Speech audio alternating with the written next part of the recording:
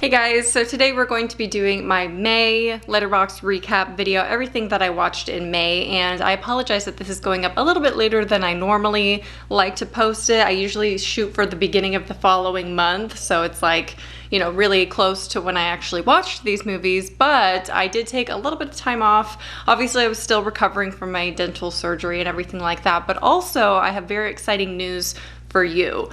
If you aren't aware of my other channel, which has been called my main channel for over a decade, I have made the decision to step away from that channel and focus on you and my horror channel. What are my neighbors doing? They're ruining the moment. Anyway, but yes, I am stepping away from my other channel. This will be my main channel, my only channel, which I cannot believe because at one point I maintained 3 channels. And I'm also stepping away from that channel in order to write my many books that I have been wanting to write for over a decade as well. So I hope you're excited. Now my main focus will be you guys on this channel, on my horror channel. And I am so excited because this has been my passion for so long. I never get tired of you. I never get tired of uploading these videos or filming these videos. And I think that's a sign that this is where my energy should mainly be focused. But all of that being said, I hope you're excited. Let me know if you have any video requests. I have an endless list going. I feel like I never run out of things to talk about, but if you would like to contribute and submit an idea, please leave a comment down below now that I can upload more on this channel, hopefully,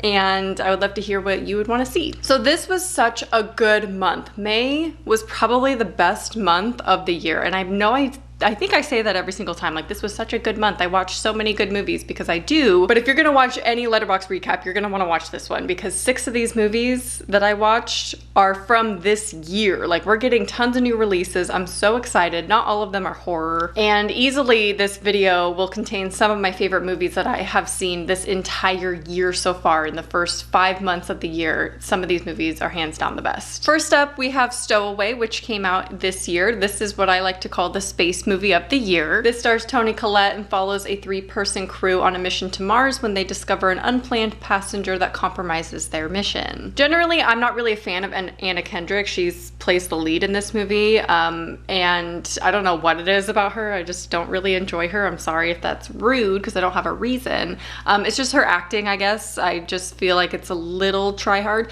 but I love any kind of sci-fi drama. Like that is, as you know, my second favorite, if not most favorite genre of movie. So I take what I can get when it comes to space dramas because in my opinion, they don't make enough of them. Make sure you leave a comment saying what your favorite space drama is because I need more in my life. I have a huge collection already. I've seen most of them, but I would love to hear of any obscure ones that you think maybe I haven't seen yet. I liked Stowaway though. It was kind of a slow burn, but it felt real. Like a lot of it felt realistic, which is what I prefer in my sci-fi dramas. I don't like the super sci-fi elements. Kind of like Pandora was a little, that's a sci-fi horror, but that's a little bit more on the sci-fi, right, than the spacey parts. I really like my sci-fi dramas to feel real, like this is realistic and what would actually happen. And although the main plot of this of having an unplanned passenger on a spaceship probably would not happen because how would that even happen? How would he survive? Besides that, generally this felt very realistic and I loved the ending. As eerie as it was just a really nice ending in my opinion. Next up we have High Life from 2018, another sci-fi drama type movie. This is an A24 movie that stars Robert Pattinson, who is the last survivor of a mission to the outer reaches of our solar system and is traveling towards a black hole. He and his daughter are actually the sole survivors of this mission. And the story is kind of played out through flashbacks, and I really like the explanation of why these people are on this mission. I think that reveal was really cool, and I liked some of the space visuals, but this does what A24 movies do best, and that is a little too artsy-fartsy for me. It's just a little bit too artistic for what I would prefer. I thought I was actually really gonna like this movie because a lot of people have recommended it, obviously, because it's, you guys know I love my sci-fi dramas or my spacey movies, but I did not really enjoy this movie. I thought it was too weird. There were too many like hypersexual scenes that I just was not a fan of. I don't really need that in my space dramas. And it just was weird. Robert Pattinson was great. The overall concept was cool. I really, really liked that. I just wish it was done by a different company or, you know, different type of movie. I appreciated the efforts, and it was almost there, but it was just a little too artsy. Next up, I rewatched Escape Room, which the trailer has recently come out for Escape Room 2, which I have avoided at all costs. I went and saw A Quiet Place 2 last night in theaters, and I had to turn away the whole time and talk to Ryan because I did not want to see the trailer because, well, we started watching the trailer for Escape Room 2 and noticed that they was showing a lot, so we stopped like halfway. So anyway, I know the trailer for Escape Room 2 is coming out, or is out, and the movie's coming out. I don't think it looks as good. I'm a little bit nervous because the concept is very, very different from the first one, but the first one will always hold a special place in my heart. It's one of my favorite movies of 2019. Okay, next is Things Heard and Seen. Another recent movie came out this year. It's on Netflix. This one is kind of a talked about one. I think it's really loved or really hated by a lot of people, so it's a little controversial. This is set in 1979 and follows a couple who move out of New York City to a farmhouse where Catherine, who is played by Amanda Seyfried, feels isolated, and she begins to suspect that their house holds some dark secrets. Like I said, really mixed reviews. I've seen people generally enjoy it and generally hate it, and there's really no in between, and neither are really far on the spectrum, which I think is a really bad place for a movie to be. If people are generally apathetic about your movie and just kind of like, yeah, it was pretty good, or yeah, I didn't really like it, I feel like that's like a bad zone to be in for movies. But I personally really enjoyed this movie. I enjoyed watching this movie and, you know, following the story and the plot. I was really interested in all of it. It's a little bit of a slow burn at times, and I do recognize its flaws, but I really enjoyed watching this movie. It's described as a horror, and while there's like ghosts and supernatural elements in this, it was not a horror. Like, there's really nothing horrifying going on, especially when you've watched the whole movie, you realize it's not a horror. It's definitely more heavy on the drama and like the plot and things like that. And even still, a lot of the plot isn't really explained thoroughly. So there's a lot of things in the movie that aren't necessary, I would say, or at least just not explained why they're there. But I feel like some of these aspects did make it feel like I was watching real people, so that's saying something. Next, I watched The Bling Ring, well, rewatched The Bling Ring. Amazing movie. I love that movie. I need to buy it on DVD. It's just iconic. Emma Watson, amazing. Weird cast for that movie. I'm not a huge fan of who they cast as the sisters, personally. No offense to Emma Watson, but I love Bling Ring. Okay, so the next one I watched, I'm really excited to finally talk to you about, is The Strangers Pray at Night. I did an Instagram post about this movie and asked for your opinion. This is obviously the sequel to The Strangers. So this is like a true slasher movie that follows a family of 4 on a road trip to visit family when they arrive at a secluded mobile home park and are hunted by 3 masked psychopaths. Similar concept to The Strangers, different setting, which I think adds a lot to this movie. You already know how I feel about the original Strangers, how I don't feel like it's that effective as a horror movie for me personally, which is, you know, obviously a very controversial opinion. I recognize it terrifies a lot of people. And Pray at Night was actually really controversial, which surprised me because I had half of you saying you absolutely loved it, better than the first, and then the other half saying that it's absolute trash. So it was very polarizing, but I'm gonna say it.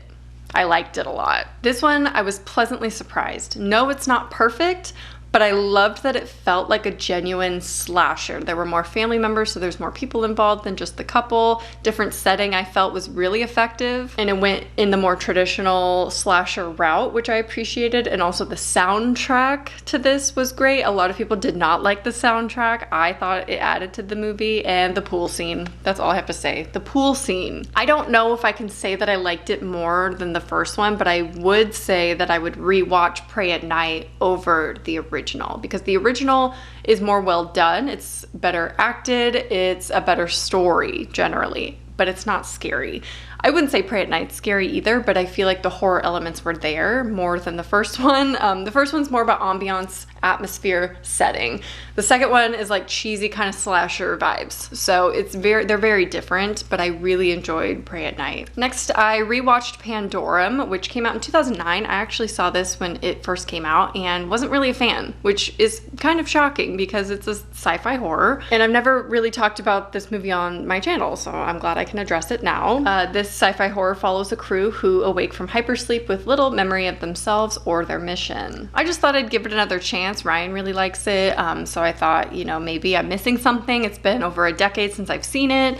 Maybe I can appreciate it more now as a horror fan versus back then. I was into horror obviously, but it was very different back then. It just has too many implausibilities for me. Nothing about it feels realistic at all, whereas I'm okay with a sci-fi type movie if there's some realism involved, because I want it to feel like it's an actual thing, an event, like they're actually in space, things like that. I just feel like Pandora has none of that. It's just very heavy on the sci-fi, which is a personal preference. I recognize that's a good thing for some people, but for me, it's not always a good thing. And it's not terrible. I think I gave it 3 stars, but to me, it's essentially The Descent in space. It's like exactly like The Descent, but obviously set in space. Next, we have kind of a disappointing movie. I enjoyed watching it, but I was disappointed, and that is The Woman in the Window. This is a mystery drama that follows Anna, played by Amy Adams, who is amazing casting, by the way, for most of everyone in this movie. The casting, I think, is the best part of this movie.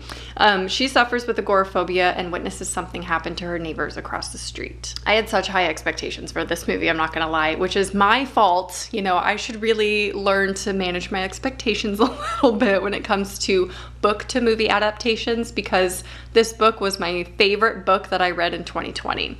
And I knew it was going to be made into a movie. The author's a tad unfortunate. We're not going to talk about him, but if you could do your own research if you want. It's a little bit sad that one of my favorite books is written by him. But this movie was just frustrating because they changed a lot of things. However, I loved the set, the setting, the casting, the acting, phenomenal. It's just the story wasn't there as much as it was in the books. Like, the book was so intense to read. I personally feel really connected to Anna as a character. She just feels very relatable to me, and I don't know why I connect with her so much, because I've obviously not gone through what she's gone through and don't have the same issues as her. Emma from Spooky Astronauts did an amazing breakdown movie of this and talks about what they did change, but it just did not do the book justice, and I'm very disappointed. I think I gave it 3.5 stars. It's a good movie. Like, I enjoyed the movie. If I didn't read the book.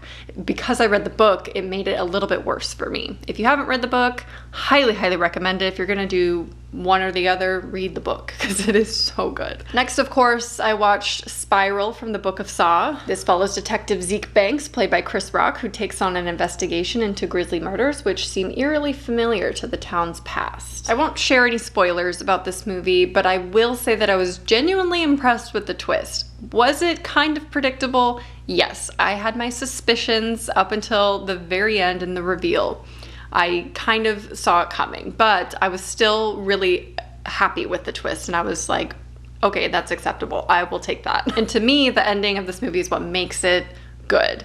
Not the best Saw movie. You guys already know I did my ranking video with CZ's World. I'll link it up here so you can see where Spiral falls in my ranking of Saw. I was surprised by most of the traps. I felt like the traps were pretty decent in Spiral. I was worried that they had kind of run out of ideas, although I don't think that exists. I don't think, you know, the limit is, I don't think there is a limit to how many Saw traps one can come up with. I still had my issues with the traps, obviously, but generally I like the traps, I like the ending, and I like the twist. So for me, it was 3 out of 5 stars. And then I was on a mini Saw marathon, so I rewatched Saw 4 and 5 back to back. And then I watched Christine from 2016. Wow, this movie. I saw a TikTok recommend this movie as a movie that portrays mental illness, and it did not disappoint. So this drama film takes place in 1974 and follows Christine, played by Rebecca Hall, who is a journalist facing competitions and low ratings at her work,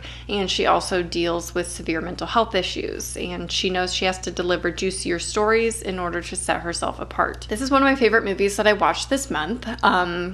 Just warning, it's It's a lot. It's a lot of a movie, and kind of a controversial one as well. It is based on a real life person, so some would argue that it's kind of inappropriate that this movie even exists, but it is absolutely heartbreaking and incredible. Like, it is a true drama film, and just be prepared to be a little miserable for some time. Next, we had Ryan's pick of the SpongeBob movie, the 2004 one. He has some interesting picks this month, I'm not gonna lie. Love the SpongeBob movie, never seen it before. Happy I've seen it.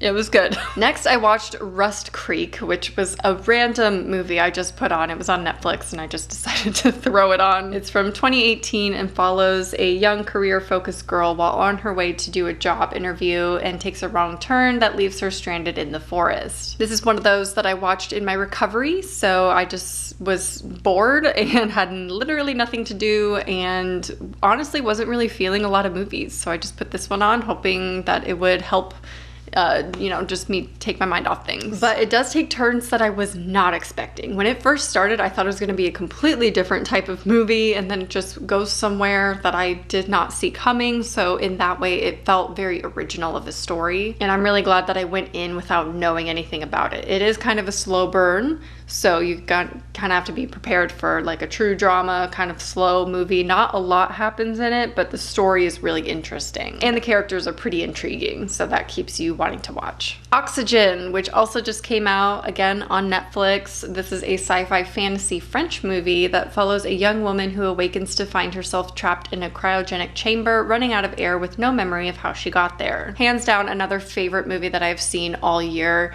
Why am I doing this so much? One of my favorite movies that I've seen all year. Definitely one of my favorite movies I watched in May. This is directed by Alexandre Aja.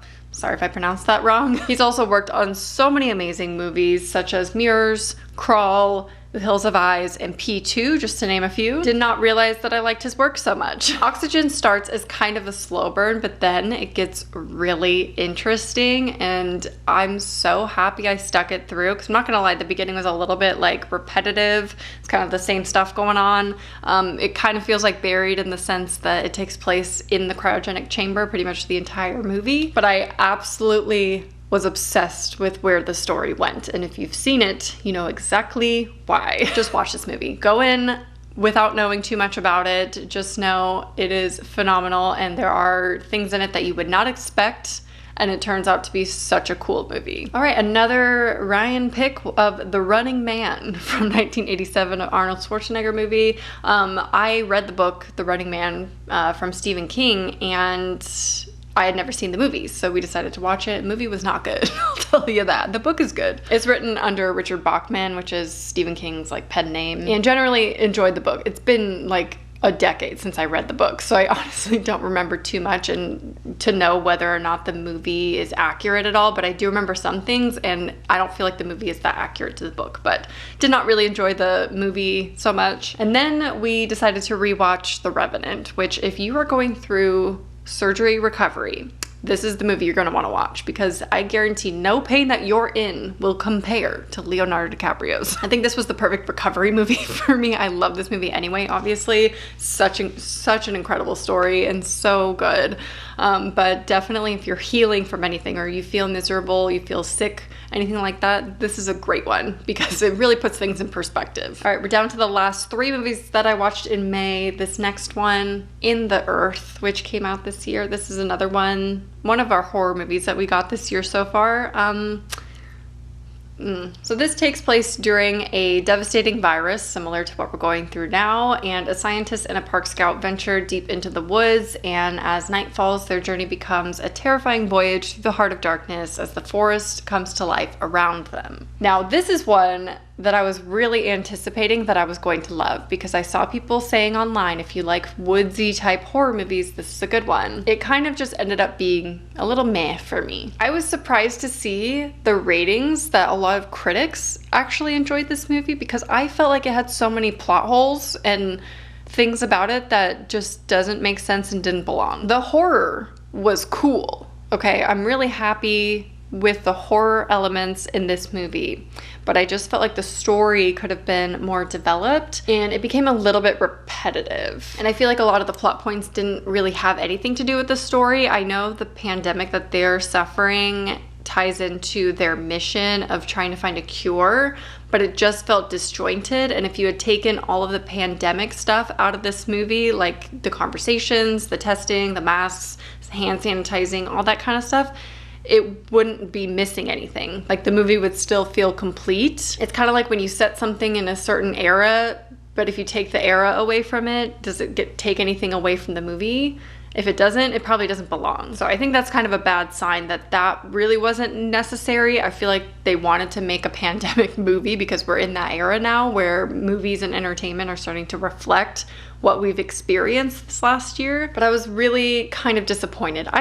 It's hard because I enjoyed it. I would definitely rewatch this movie because of the setting, okay? But I'm not going to use that as an excuse to give it a higher rating just because I enjoyed the fact it was in the woods, because if that's all that I really liked about it, that's not saying a lot. Which, that's not all I really liked about it. I did like the horror elements, and the story could have been better. The characters were very frustrating to watch. I feel like the decisions just did not make sense and is not how you would normally react. Although I do feel like they were trying to go the more realistic approach of, like, most horror movies exaggerate how people would react and they immediately go to violence. And they were trying to portray real people and what they would actually do. If you haven't seen it, that makes no sense to you, and I'm sorry. Oh my gosh, this next movie I loved so much. It's called The Discovery, which is a 2017 movie, again, Netflix. This sci-fi romance depicts a world after the discovery that there is, in fact, an afterlife. Many people choose suicide in order to reset their life, and this follows a group of people at a compound setting what exactly is waiting for all of them in the afterlife. Again, another favorite of the month. This movie, a favorite of the year, honestly. I'm so happy I discovered this movie. I thought the movie poster looked really dumb, but I saw the concept, like I read the description and I was like, oh, hell yeah. This is absolutely one of my favorite types of movies. It's kind of dystopian, but taking place in the real, like in our reality. So it's hard to explain what type of movie this really is, but if you have any suggestions that are similar, please let me know. I just feel like this movie was so beautiful. It was so well done. The acting was great. The concept is so amazing. Like the thought, I mean, it's not really realistic, but the fact that it takes place in modern times, you know, makes it feel realistic. And I do think that this is something similar to what would happen if this movie were real, if the movie concept was real, which is tragic to think about.